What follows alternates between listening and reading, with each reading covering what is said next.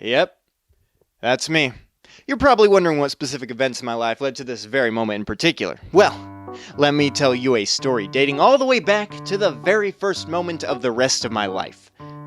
About 45 minutes ago, where a very, extremely hairy Brandon was overcome with the strong urge to play a game of Mario Kart.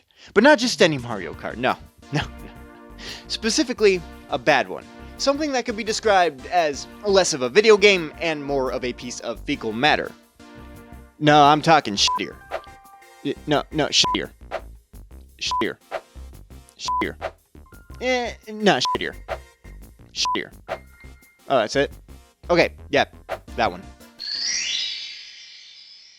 Mario Kart, a series all about racing karts with karts, trying to be the fastest kart amongst other karts. Now, I'm sure everyone listening has at some point played one of these Mario racers before. It's a series that tends to be loved unanimously by many, whether they be major Nintendo fans or not. It's got that kind of appeal, you know? They're games that successfully cast their net as wide as possible to reach a ton of demographics, from casual consumers with its easy-to-understand gameplay, to more competitive players with its deep competition and online functionalities, to groups of friends that just want a fun multiplayer game. It's the Switch's #1 top-selling game for a reason. Hell, not even that. If you search up the best-selling games for every console that had an entry in this series, it will always be somewhere in the top 4.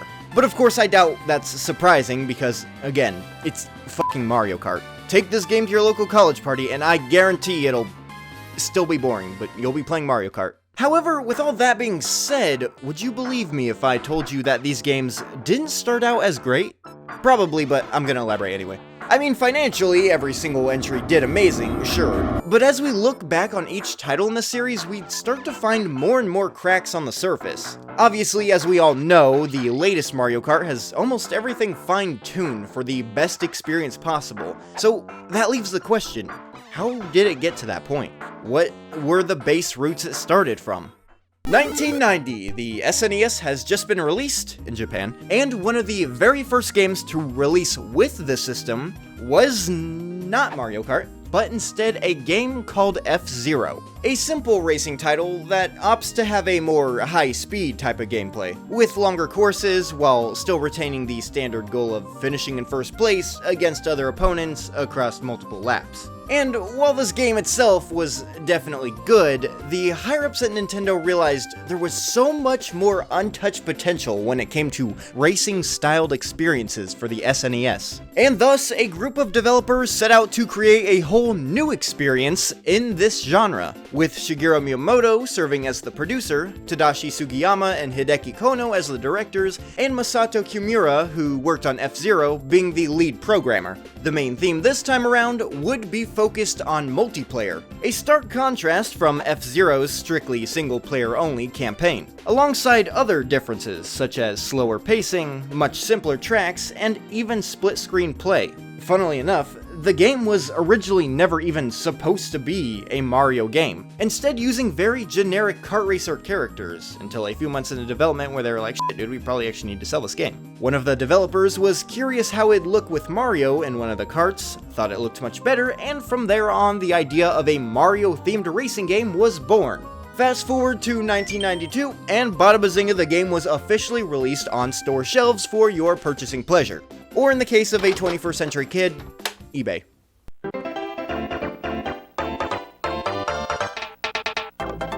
Whoa, look at him go. Well, I'm sure this title screen brings back a wave of nostalgia for a good amount of people, and I can see why. It's got all the essentials. Super, Mario, Kart. For a series that breaks the naming format day one, I better be having the fucking time of my life here in a minute, I tell you what. 1P or 2P? 1. So once choosing the main Mario Kart game, otherwise known as Mario Kart GP, we get to select how fast we want the karts to go between 50cc and 100cc. Don't ask me what CC is, I don't know. It's standard Mario Kart procedure at this point. Everyone who is anyone with thumbs that work understands this part of the game. Though for now I'm just gonna go with 50cc as the confidence in my abilities doesn't range any farther than I can throw. Which isn't far. And look at that, we got a variety of characters to choose from, with such staples as Mario, Luigi, Toad, Yoshi, Koopa, Bowser, and Donkey Kong Jr. Yeah, he'll last. Peach is also a selectable character in this game, however, here she's just referred to as Princess. This, I'm assuming, is because the full name of Princess Toadstool might have been too long to fit in the game. Either that or it was a random decision by the one who was in charge of translating it. And Peach wasn't an option, as this was back when her name was still just Princess Toadstool here in the West, because the localization team for the first Super Mario Bros. Thought her original Japanese name of Peach didn't really represent the ruler of a Mushroom Kingdom. Of course, this decision would ultimately be retracted in 1996 with the release of Super Mario 64, which used both names, but mainly referring to her as Peach from there on out. But this isn't 1996, this is 1992, so we get this. Hope all that information really contributes to your life. And after choosing a character, we get our last option here, letting us pick from 3 different cups to race on. These are something I'll touch on in a bit, so for now let's just select the first one here and be on with it, yeah? And be on with it we do. Okay, what are we working with here?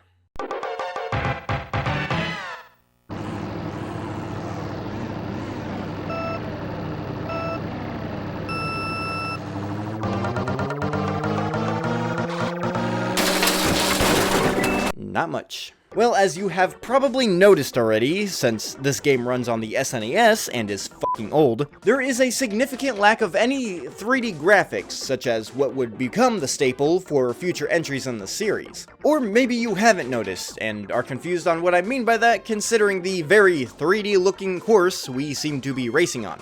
Well, my friend, you have just been deceived, as this track, along with everything else on screen, is nothing more than a simple 2D texture. See, back then, a main selling point for the Super Nintendo was its ability to recreate 3D graphics with flat textures using a tool called Mode 7. How this worked was by taking said 2D image, rotating and scaling it, and if done correctly, would make it possible to recreate the feeling of a 3-dimensional environment, much like the one present in Super Mario Kart. This mode was also used in a significant amount of other titles for the SNES, with more notable examples being F-Zero, Star Fox, and Final Fantasy. And the reason it's called Mode 7 was due to the console itself having 8 graphic modes built into the system, 0 through 7, and this one in particular just being the 7th. Also, while not as shocking of a revelation, it still should be mentioned that the characters in-game are also not 3D, only appearing that way due to more sprite trickery, as every small movement is its own entire drawn image, with the game swapping between them.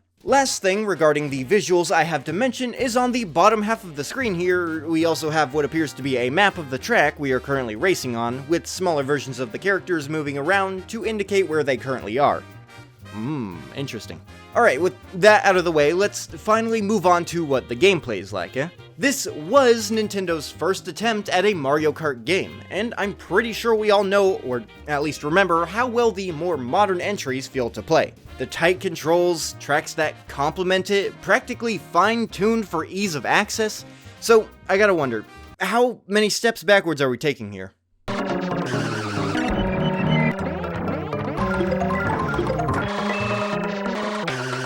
Huh.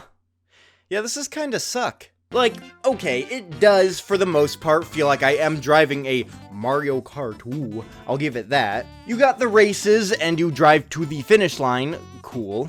But, Jesus Christ, did they lube these tires up? Why can I not make a single turn to save my life? See, normally, how physics work is if you turn a specific direction, you'll go that same direction. However, for some reason, this game in particular wants to be a special snowflake by secretly replacing the ground floor with ice, making it so now every time you steer either left or right, you'll slide the opposite way, ending up off-road or worse, face first into an obstacle. Like, look at this shit. I'm doing my genuine hardest to keep a solid first place, but watch out, Brandon! An acute angle! Oh, God! It starts with 6 feet out of bounds, and now I want to go 6 feet in my grave. And to really add insult to injury here, not only is turning normally almost impossible, but if you turn for too long, aka more than like 3 seconds, the cart will just spin out. Eventually, I did learn a useful strategy to prevent such a fate from happening. If you start to slide off course while making a turn, just tap the accelerate button instead of holding it down, you fucking idiot. Because apparently the repetitive loss and gain of speed will somehow make things easier to control, which, as we'll continue to see, is extremely helpful in a game that never really feels like you're in control.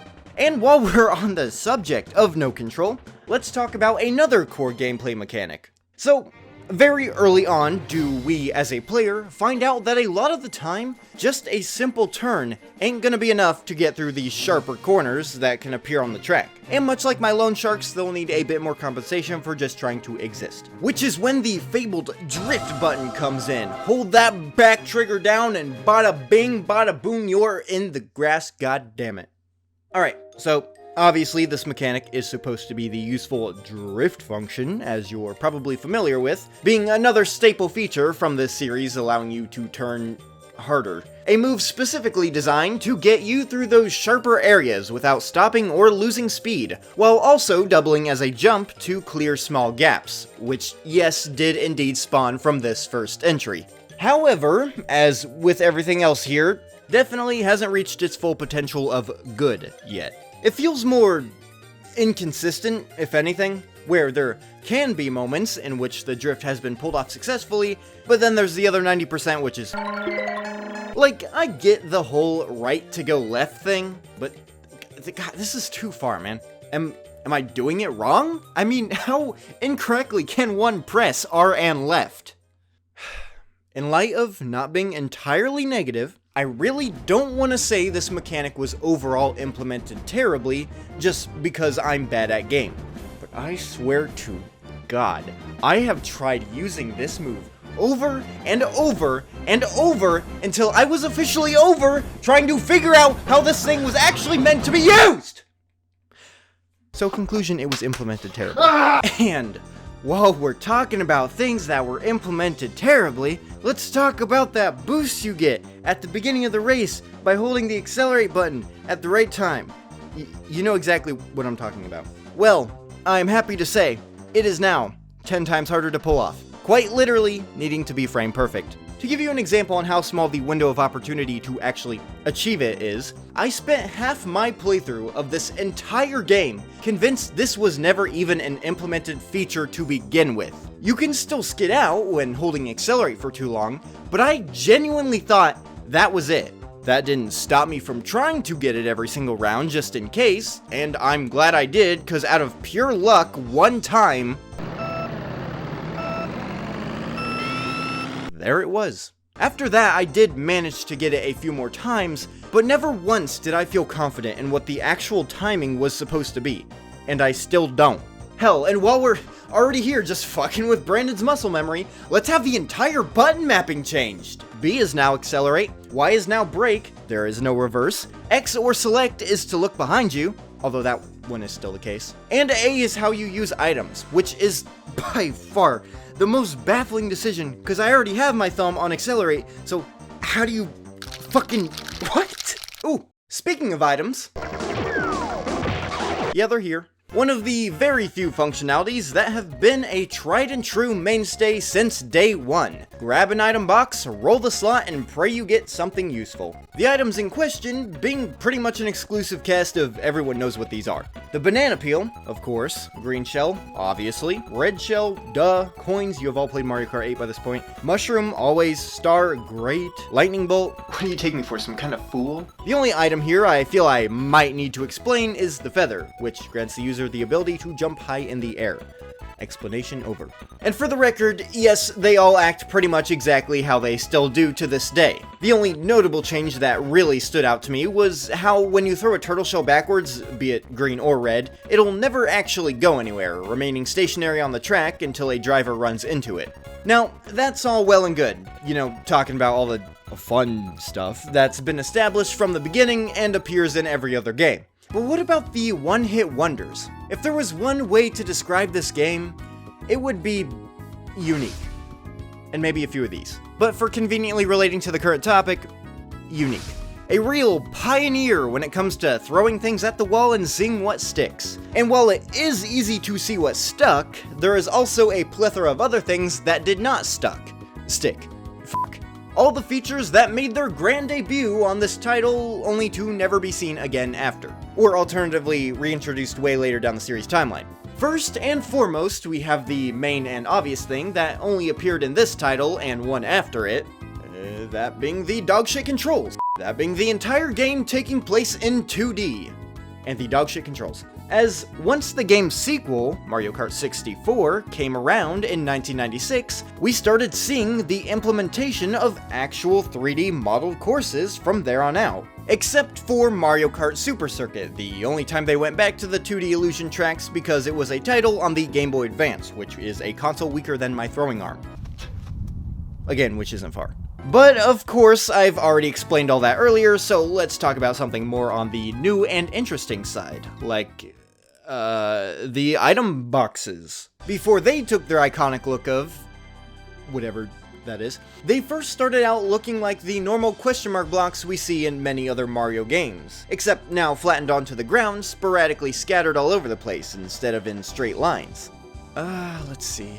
There's also the fact that you can't hold items behind you as a guard, leaving your ass susceptible to oncoming attacks. And also, hitting other opponents causes you to spin out instead of just casually bouncing off of them. That is, unless you have some coins on hand, in which case you'll just lose one of them upon contact with another racer.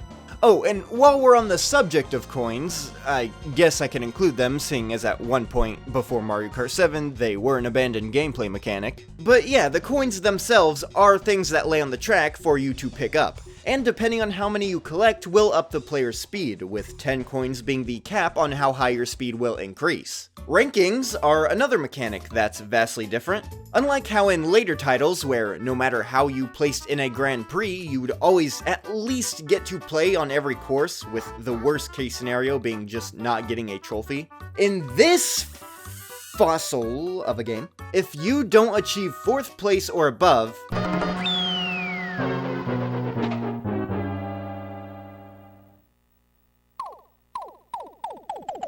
you essentially have to restart that specific race from the beginning again, at the cost of an extra life, no less. Oh, did I not mention the life system? Well, let me fix that. Yeah, you will lose a life for every race you fail, with all lives being lost resulting in a game over, with a game over resulting in having to start the entire cup all over again regardless of how far into it you were. I hate this. Like, if I'm losing, at least let me have fun while I'm doing it. What is the point of this? To discourage me from playing your game? Cause it's working. I wanna eject. What's even more baffling is the fact that this gameplay mechanic was also carried over to the sequel, Mario Kart 64, only mixing it up by scrapping the lives part of the equation so you can retry indefinitely, which I guess is a little better. However, it still holds on to what I think is the biggest problem here, and that's the fact that you're forced to get good. Honestly, the entire mechanic itself would have actually worked and been not garbage, simply by just making a retry optional. You can keep the lives and everything, but just let the player decide if they want to continue on or try again. And finally, to end this topic on a more positive note, depending on which character you're playing as, the results screen will play a different song themed after that character.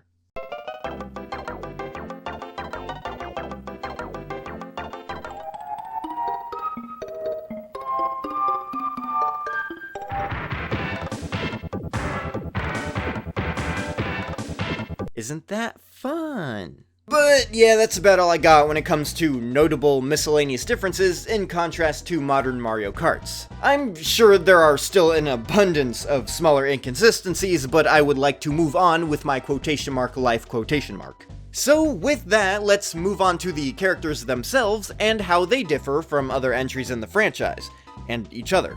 First off, we got stats. Each character has a certain playstyle that can really change up some of the controls and how you play. Stuff like acceleration, top speed, weight, and handling. also known as how easy it is to make turns. And usually it's all about finding which playstyle best suits you personally. There's about 4 different classes, to be more specific, with 2 characters belonging to each one. First up, we have Mario and Luigi, who are almost entirely average across the board, with medium acceleration, weight, and handling, as well as a high top speed. Then there's Princess Peach and Yoshi, who have very high acceleration, medium top speed and weight, and low handling. Next up is Bowser and Donkey Kong Jr. with the low acceleration, very high top speed, high weight, and medium handling. Then finally we have the lightest characters, being Toad and Koopa Troopa, having high acceleration, low top speed and weight, as well as high handling. Now, I've gone through and played with that sounds wrong.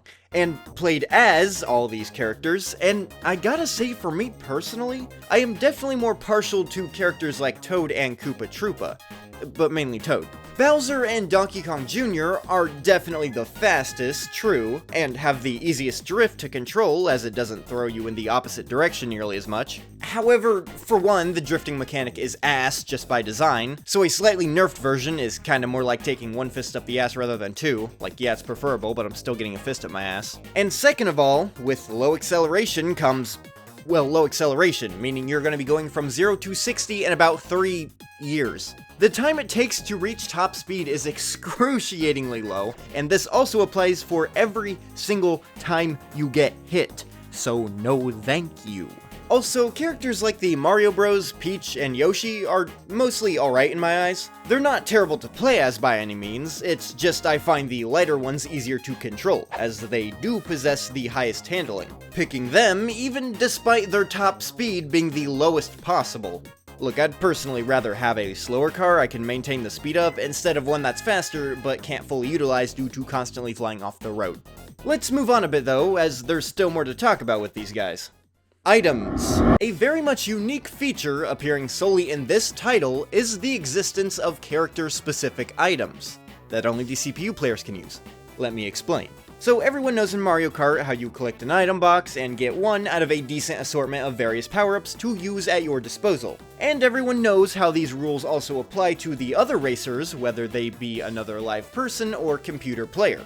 Well, here, it's a bit different. See, while you yourself still have the classic scroll of various thingamajigs, your fellow opponents, more specifically the non-living ones, only get one very specific item unique to them that they get to use, mainly against you. No matter what character you're playing as, however, you do not get access to these power-ups. It's strictly for CPUs only, with the exception of only 2. For Bowser, he gets the Fireball, that acts very similar to the banana peel in the sense that it'll cause you to spin out upon contact, with the only difference being that it moves in a circular motion once grounded. Yoshi gets an egg that also acts very similar to the banana peel, but also kinda hops a bit, I guess. Princess Peach and Toad possess the Poison Mushroom, which can be left on the track, and if run into, will shrink the player in size, making them much slower and vulnerable. The Koopa Troopa has the Green Shell item, and while you may think this is similar to our green shells, that simply isn't the case, with this one instead acting exactly like a banana peel, again, with no changes other than its looks. Donkey Kong Jr. straight up just gets the standard banana peel, and this is one of the 2 exceptions I was talking about. The other one being Mario and Luigi's Star Power, though it is a bit weaker than our version, seeing as it doesn't up their speed or last nearly as long. And there we go, that's about all there is when it comes to differences in characters. So while that's pretty swell and everything, it's time to set our focus on the tracks we race on now. You know, besides the fact they're just manipulated 2D images. So as per Mario Karting tradition, we have ourselves a whopping select amount of cups to choose from. The Mushroom Cup, the Fire Flower Cup, and the Star Cup, with each one housing 5 tracks to be driven on in subsequent order, instead of the standard 4 we're now used to. Let's go ahead and start off with the Mushroom Cup here to keep some form of consistency. And as we load up the Grand Prix, we are met with the very first track of the game, titled Mario Circuit. That is indeed a racetrack. Yeah, this is the most welcome to the game, here's your tutorial course I ever did seen. Quite literally one indent away from becoming a straight up oval. Not to mention the very safe played theme of your local go-kart track. Which I guess makes sense, as real-world go-karting was the main influence for this series' creation, and as this was the first game, it would make sense for it to resemble that the most. Moving on to track 2 here, and hey, whoa! Do I get to finally compliment something about this game? A momentous occasion indeed.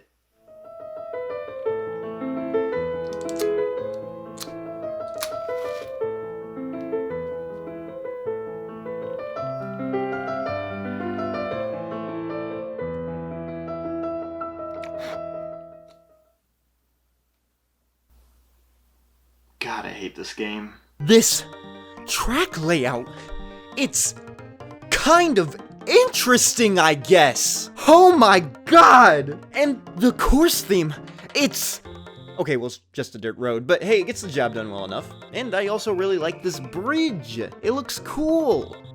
Anyways, moving on. Track 3. Here we have been sent to... So the theme here is a haunted mansion. So the theme here is...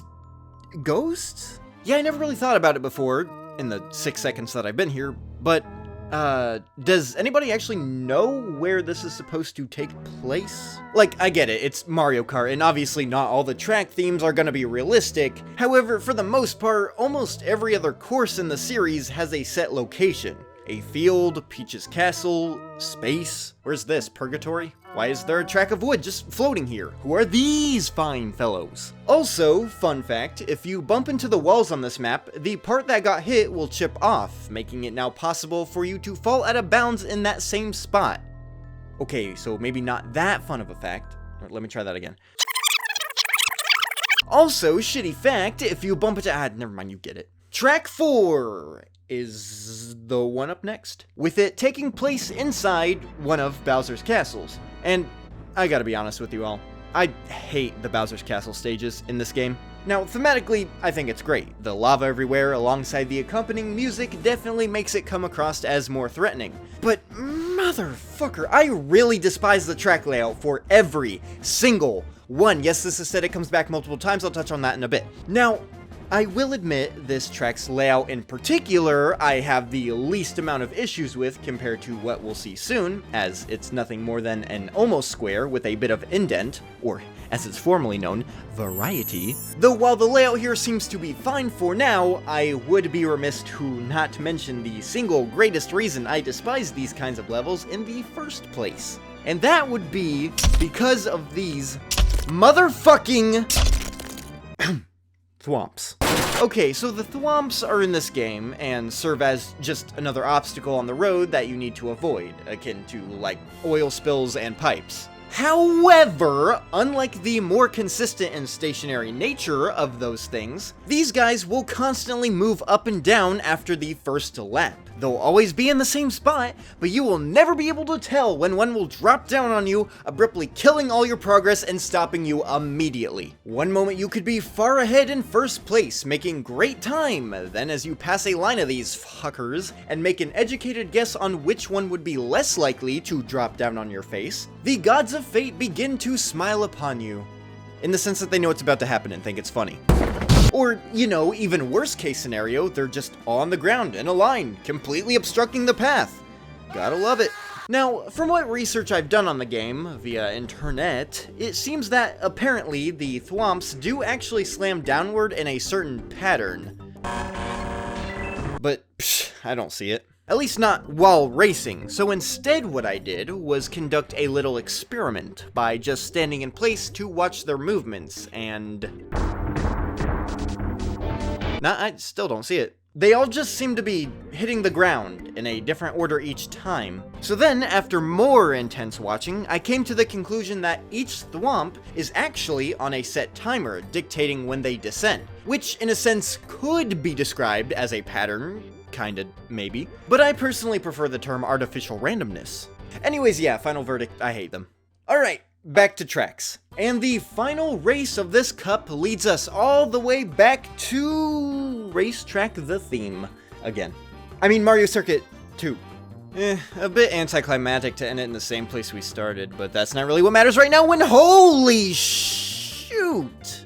Look at that track layout. Oh, that's nice. Very unique in the unironic way, and it even does that thing where you jump over the racers that are crossing from earlier on in the race. Alright, I take back any previous insults. Theme be damned, this is great. And just like that, we have completed the Mushroom Cup. After that, we now get to move on to the second cup of the game, the Flower Cup. Now, I won't go over the next few in as much detail because, as we soon find out, almost every single track moving forward is derived from the same exact themes we've seen prior, only being different in the layout department, which I guess makes sense, having a different location for every single track in every single cup on a console like the SNES would be a bit much, even if possible. Though, despite that, to much surprise, there is at least one new track theme amidst the sea of repeats here in the beginning. And it's mud. At least it's something. Plays alright too. 7 out of 10. So since all the other courses here after that seem to only be area repeats, I'll instead just quickly give my opinion on the contents of each map and their respective layouts, starting with the second one here, Ghost Valley number 2.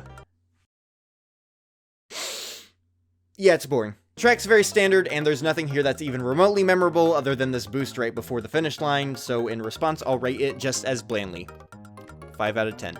Donut Plains 2, one of the very few tracks that actually require the use of drifting to optimally get through, at least in my experience. The moles are also a nice touch, if a bit annoying. Overall though, pretty alright. 7 out of 10. Bowser's Castle 2. We finally made it to the track that's worse than Bowser's Castle 1. So why is it bad, you may ask?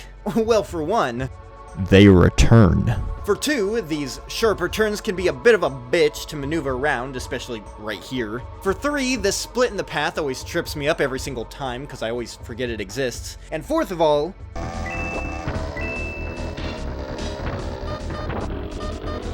actually fuck off.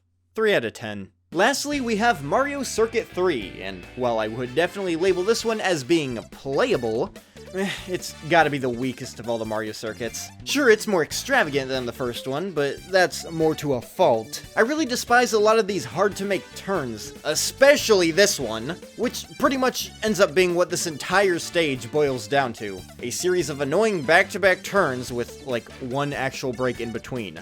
6 out of 10.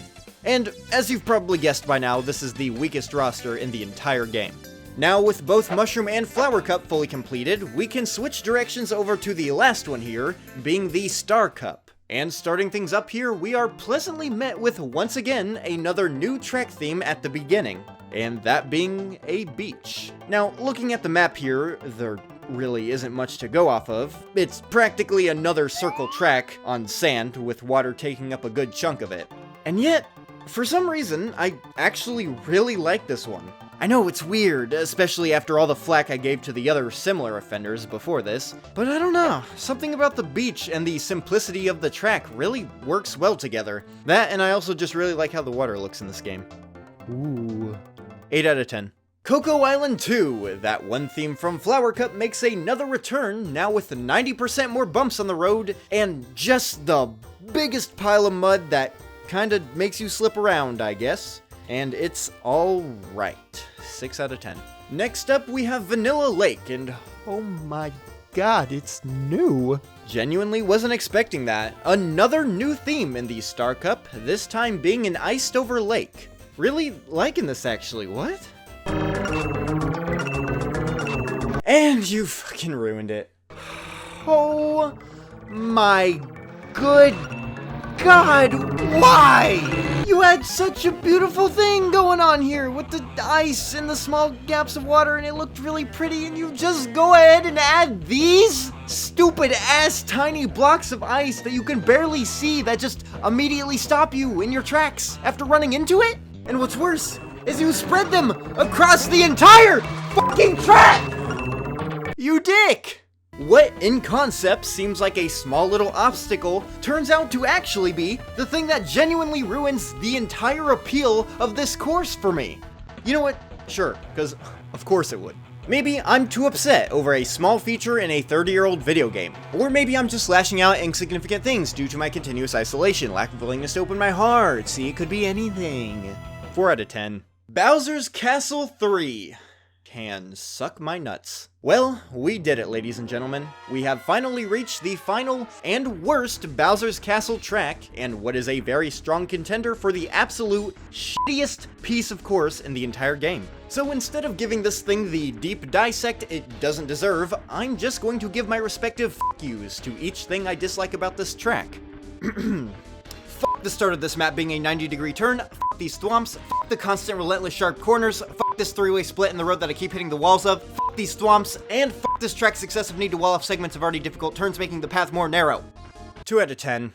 That too stems from the fact that I begrudgingly kinda like this splitting platform part of the map.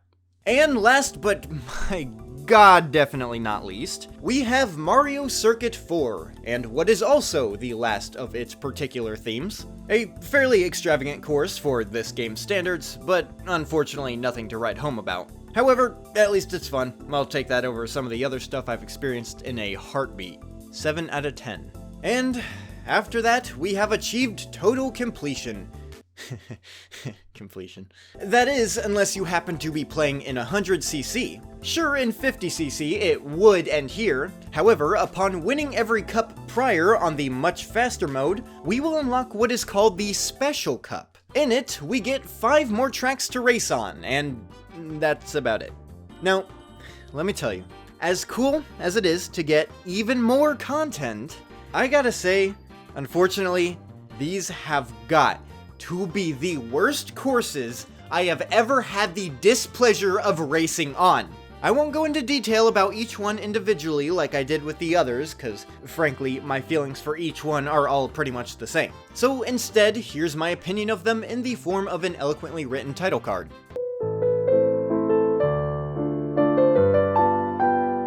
These tracks, without question, were what gave me the hardest time, even despite all the other bullshit I had to put up with, and there's not even a Bowser's Castle here, which is saying a lot. But nothing, and I mean nothing, could have prepared me for the final course of this entire game. Ladies and gentlemen, let me introduce you to the very first ever Rainbow Road. First of all, epilepsy warning, I guess, because my god, eyes, what? And second of all, fuck this shit. If you were to ask me what the hardest, most difficult track to race on in this game was, I would, without hesitation, answer Rainbow Road. Narrow paths that make passing opponents a challenge, edges that are very easy to fall off of, and the fucking thwomps are back! Oh, but not only are they back. No. Now, on top of everything else I hated about them, they also make you spin out too. Fucking great. And while we're just rubbing it in here, to make matters worse, if you game over, you gotta truck through all those previous courses, which, like I mentioned before, are their own little challenges as well. This happened like 4 or 5 times with, I forgot how many attempts on Rainbow Road itself. There was only one single race where I managed to keep a consistent first place position through almost the entire thing, up until the last lap when I panicked, choked, and...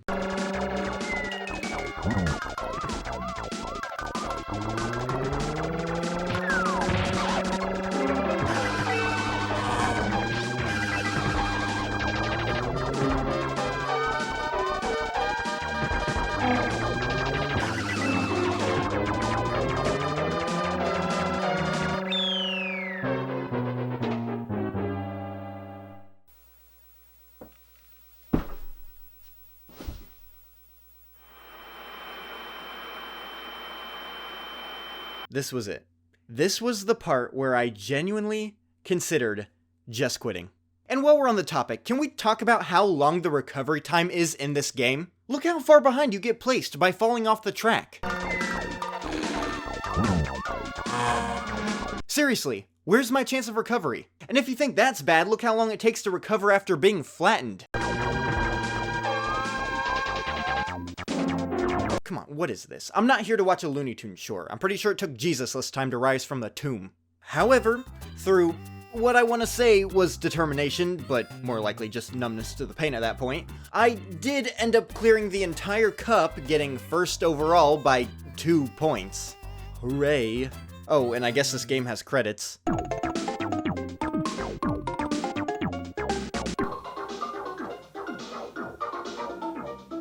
But at least in the end, we managed to pull it off, which I guess is all that matters. And man, you know, it's such a shame it's already over and I'll never have to come back to these tracks ever again. What? Actually, I expected that, therefore I will not be continuing the spit. Oh boy, just what I wanted to do.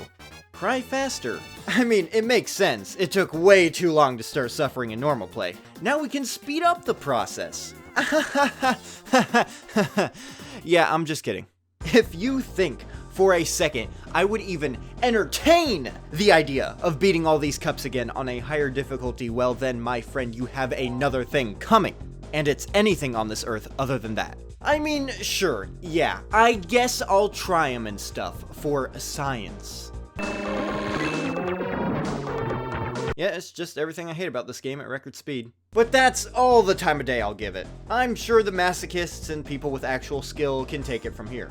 Side note, did you know people speedrun this game? Why would you do that?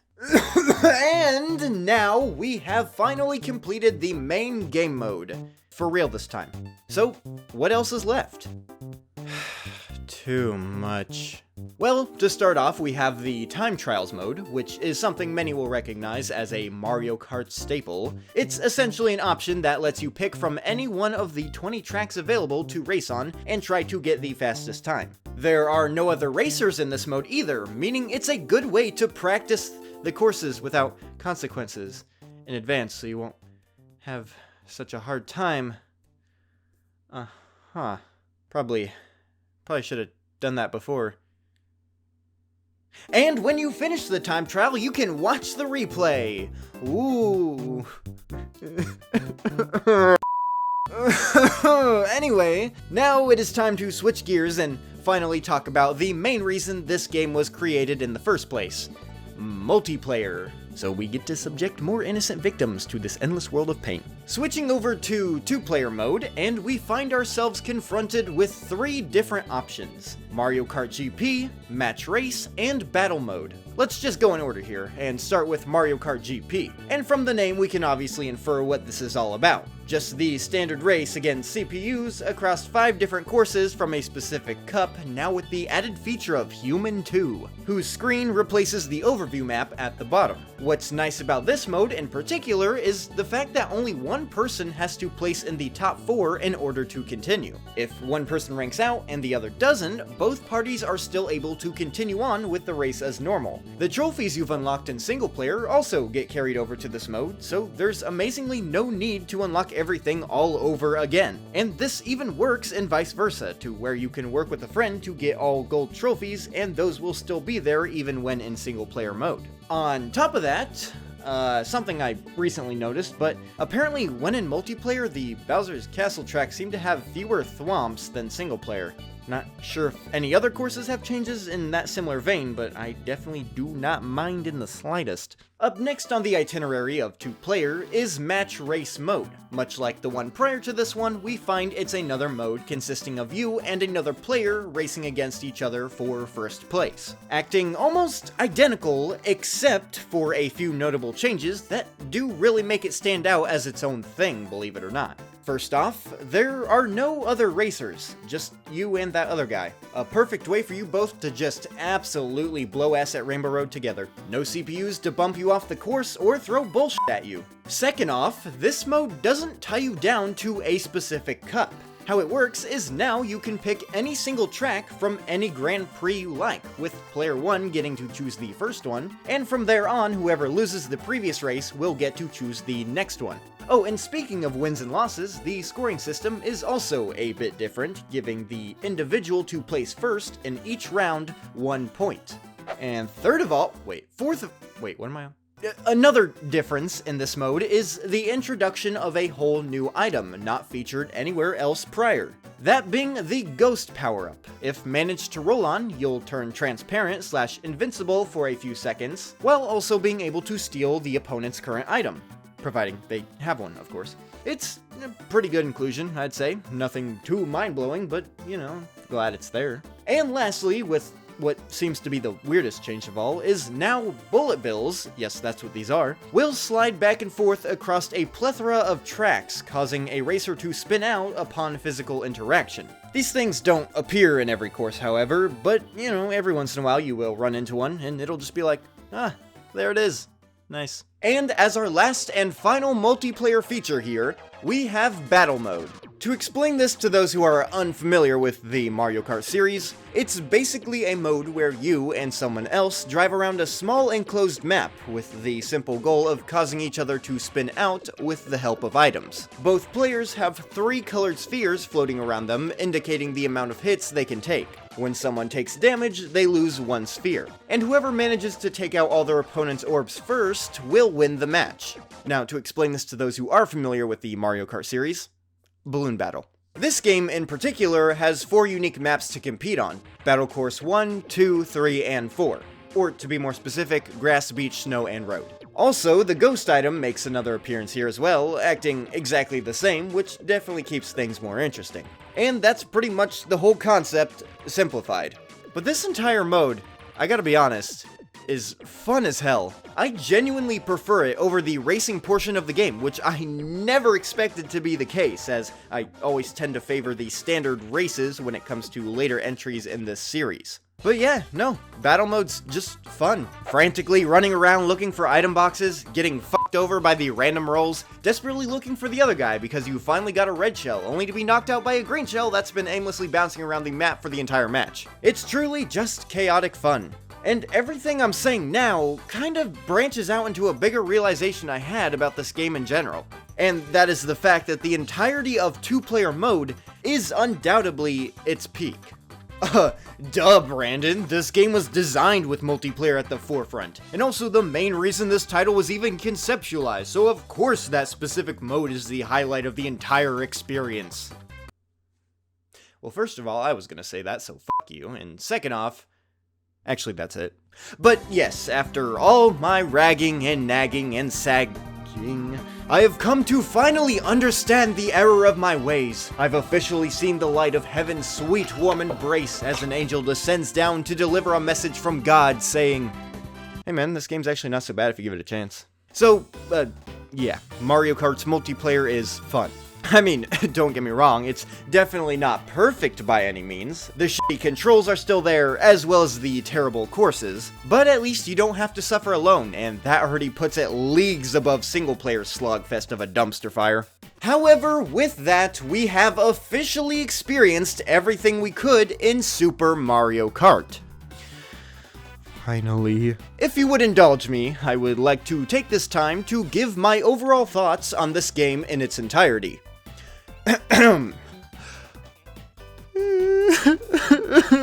Okay, so to beat a dead horse a few more times, yes, this game definitely does not hold up to this day.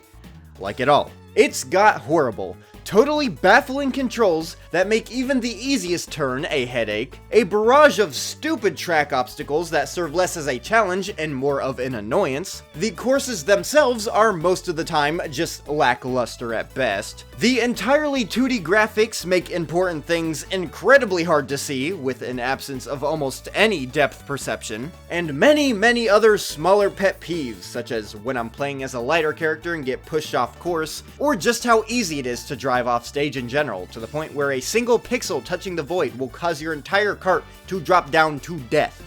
However, despite all that, I will admit, the game did start to grow on me after a long while. Kinda like a tapeworm in your body that you keep saying you're gonna get rid of eventually, only to end up befriending it instead. As much as I really don't care for the controls, at a point you do start to get used to them and understand how they work. And as long as you don't take your time with it too seriously, like for instance trying to actually beat the entire game, then there is fun to be found here. Music, I should also mention, is really fucking catchy, being composed by Soyo Oka, who was also in charge of arranging the tracks for Super Mario All-Stars. And I can't get the Koopa Beach theme out of my head, but at least it's louder than the voices, so hey. This game in its entirety, I would say, still holds that charm that almost every SNES title has, where you can see how great the concept is, but looking back at it in retrospect makes it obvious how much untapped potential there still was. This game's putting it down, but man am I not picking it up, you feel me? And boy am I glad I will never have to touch this thing again. I really, strongly would recommend trying it for yourself. No, seriously, I've been pretty harsh towards this game for almost a whole hour at this point, but that's only because of my personal preferences not lining up with what this has to offer. And since I've already said what I feel needs to be said, I'm now just curious how other people perceive this title. In other words, if you haven't tried Super Mario Kart out before, what are you sitting here for? Go do it. Form your own opinion. What, you think mine's the be-all end-all because you respect me as a person and value my input? Well, as flattered as I am, I must protest otherwise. I'm sure there are plenty of other consumers out there who absolutely love this game to death and can't get enough of it. I am just not one of those people. Now, if you'll excuse me, my vital organs are about to erupt due to sheer rage unless I turn this console off and get this game out of my face.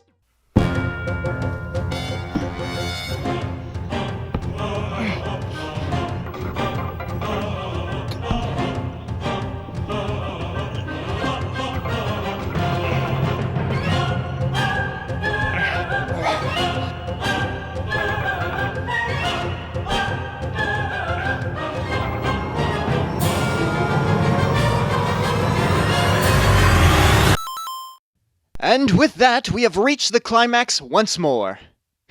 Climax. So now that you're all caught up on this riveting tale, let's not waste any more time and find out how this conflict ends. Oh, he died.